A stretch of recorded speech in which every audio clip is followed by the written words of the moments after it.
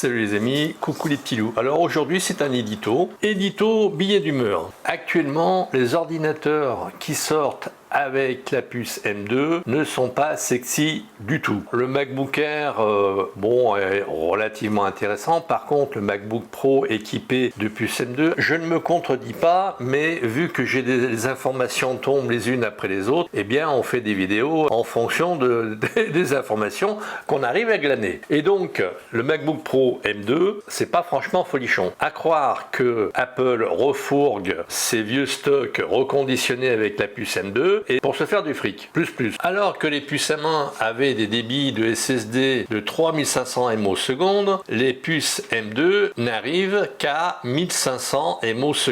Pourquoi? Eh bien tout simplement parce qu'Apple a enlevé une puce mémoire sur son SSD, ce qui fait que le débit est bien moins important. Je sais pas vous, mais personnellement, si je devais acheter un ordinateur, j'aimerais bien que quelqu'un me dise la vraie vérité sur les choses. Or, quand on écoute la plupart des vidéos des youtubeurs, c'est oui, on va gagner 20% de puissance. Oui, enfin, sauf qu'on va gagner 20% de puissance par rapport à une exportation vidéo, par rapport à un transcodage. Combien de vidéos faites-vous par mois? Eh bien, vous allez gagner 20% de puissance supplémentaire, autant de fois par mois que vous faites de vidéos. Par contre, la baisse de rapidité du SSD interne, ce sera à chaque fois que vous allez ouvrir une application. Qu'est-ce qui fait, d'après vous, qu'un ordinateur est rapide ou qui donne une impression de rapidité? Eh bien, c'est quand on ouvre ses applications. On ouvre ses applications 3 fois plus vite sur un M1 que sur un M2, au moins pour les MacBook Pro qui sont déjà sortis, à savoir le MacBook Pro 13 pouces. Et c'est pas rien, donc on est moins rapide. Donc imaginez le gain de puissance que l'on a au total en prenant la puissance de 20% du processeur et une baisse de rapidité. Personnellement, je vous déconseille formellement d'acheter un MacBook Pro M2. Les MacBook Air, je sais pas, parce que bon, à force de regarder les infos,